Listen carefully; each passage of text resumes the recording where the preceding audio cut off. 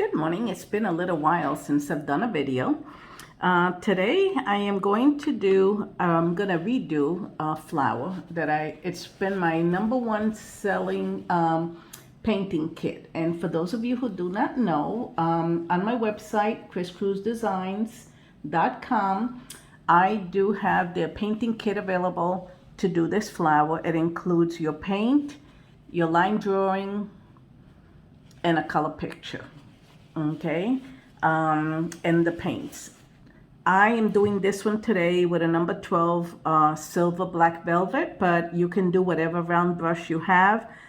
This one is probably one of the largest sizes of silver brushes, but I like this brush because it holds a lot of water, and when you want to do something really detailed, it comes to a really nice fine tip. So what colors am I going to use? On my palette here, I have dioxazine purple, and I have manganese blue and ultramarine blue. And as you can see by my palette, all my little colors are mixed in here, and I never clean my palette out, or very rarely, I should say. So what we're going to do is we're going to do this flower here. And like I said, it's my number one painting kit that I have sold, and you can paint this in any color, in red or blue or yellow, it doesn't matter. Today I'm going to do purple just because. So what I'm going to do is first I'm going to activate my watercolor paint. So I'm going to take my dioxazine purple here, and I'm going to make a nice little puddle of paint. And this is how I kind of clean my palette, right? So if I was to use this paint straight from here, see how watery that is? It would be very dark on my flower, and I don't want that. I want washes of clear color. So I'm going to take all the excess paint out of there. See that? And I'm going to try it on my paper with the little tip of my brush and see how dark it is. And that's a little bit too dark to start with, so I'm going to rinse my brush completely, and I'm going to just pick up a little bit of that purple, and I'm going to try it again.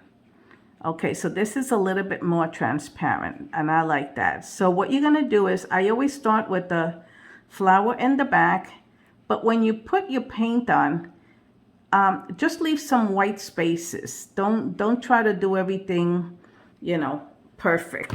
And I always leave a little line in between my petals. And as you can see how this petal gets a little bit lighter? It's because I'm running out of pigment, which is what I want. I want this one here to have the most color. And these will follow. But what I'm going to do is pick up a little bit more of the paint. I don't go directly where the dark paint is. I go where the lighter area is. And I'm going to start again here and put a little bit of color on here. Do the same thing with the one on the bottom. And this big one here on the side. And all I'm really doing is filling it in like a coloring book. But as you can see, I'm leaving a lot of white areas. Okay. Now, the good thing about watercolors, and this is 140-pound paper, it starts drying pretty fast if you don't soak it with a lot of water, right? One of the other things that I like to tell my students is let the paint do the work for you. Don't you go trying to force the paint into a corner or anything, because watercolor paints are very forgivable if you give them a chance. So now what I'm going to do is I'm going to come into a little bit of where my darker paint is, wipe it off on my palette here, and I'm going to start right here in the center and see how dark that is. I'm going to outline that, and I'm going to make this here a little bit darker. Whoops.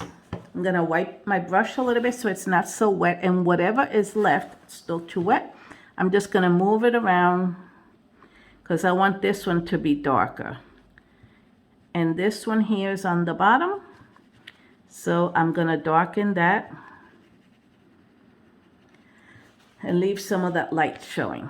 I have to darken this area here. Wherever this is going here to where this little center is, all this area in here should be darker, right? So what I'm going to do is pick up a little bit more of that paint. And if I start on the left, everything is on the left. So I will start putting some of those darks here on my left and leaving some of my whites showing.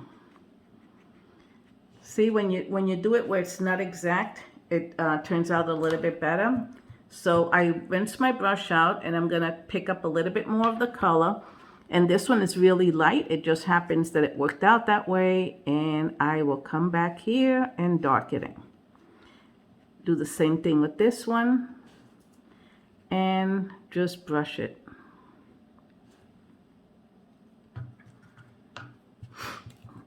Then I'm going to take this one, and I'm going to tap it again. Oh, sorry, I sneezed. Right here on the left. Now, if you notice, there's a really sharp line here. I don't like that, but the other ones are starting to look really nice. So now we're going to darken again. So I am going to the strongest part of my paint, which is right here. And if I have a little bit of that manganese blue mixed in there, that's fine.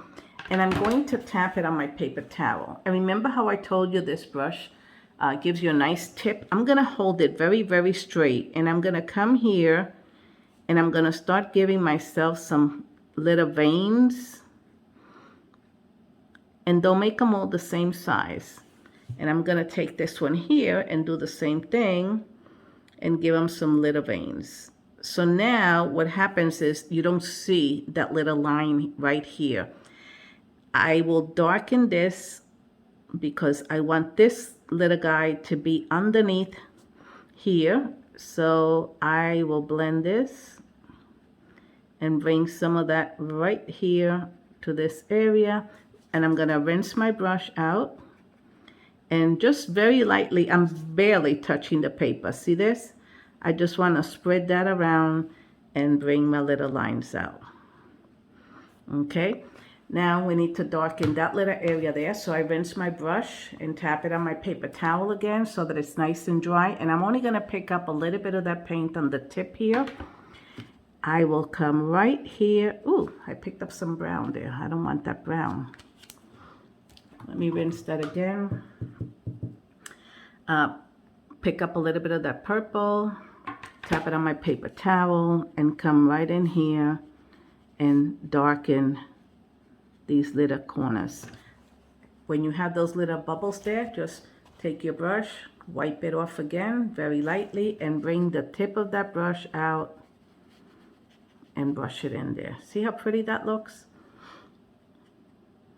Okay, now I will take some green to make the leaves and the stems.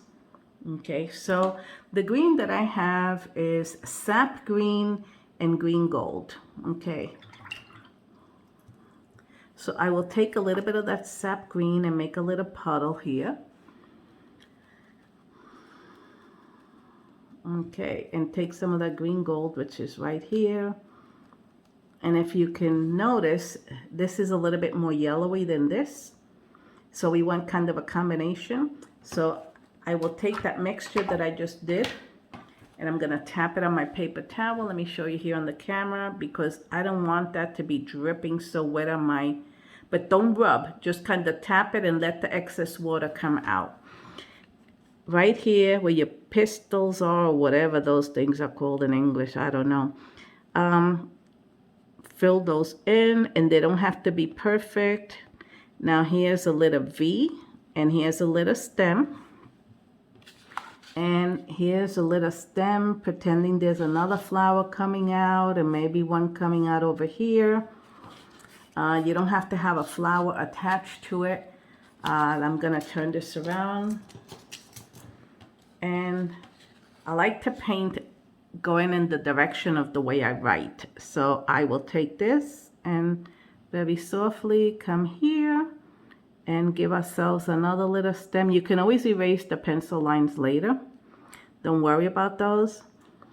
And now I want to darken this little green so that it's not so strong, right? So I will take a little bit of my purple, because that's the color that's going to reflect up here. And I am going to darken those also. So by putting purple just on the tips here, see how that got nice and dark? And if I put a little purple right here where these guys meet, it makes this stem a little bit darker. Do the same thing with these, just kind of randomly put it in there. Don't try to do a straight line, just a little bit here and here. Okay, and that looks really nice. If you don't like it this light, your flower, you can come in here and just put a little bit more of that purple. This is a beautiful color. I love this color. Okay, and darken that. I personally like it a little bit darker, but some people prefer lighter, so I'm showing you both ways so that you can do this at home. Okay, I'm gonna put a little bit of dark in there, and I'm gonna put dark here, grab a little bit of that purple. Now what happens is, if you notice, I have a little bit of green still left in my brush, and that's fine because it's making these little corners a little bit darker. Okay, we're almost done. I'm gonna rinse my brush completely. I'm gonna move my paint around right here. Now, our little flowers, we can either do them purple, or we can do them a little blue color to give it some shadow or contrast. So I am going to wipe my palette. See how I clean my palette? And I will just fill it in a little bit.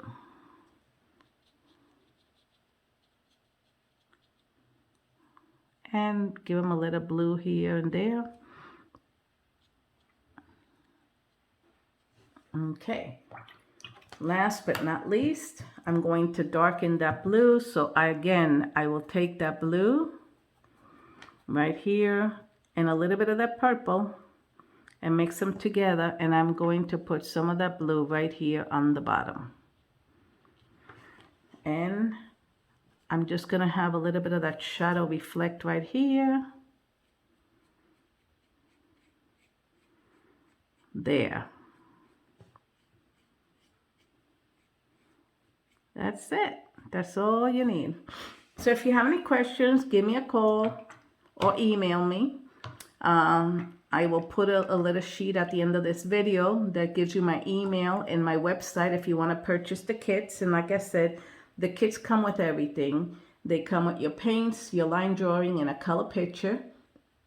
And usually I throw in there a little sample too. So hopefully you like this video, and share with me some of the things that you have painted, and I'll see you at the next video. Thank you so much for watching.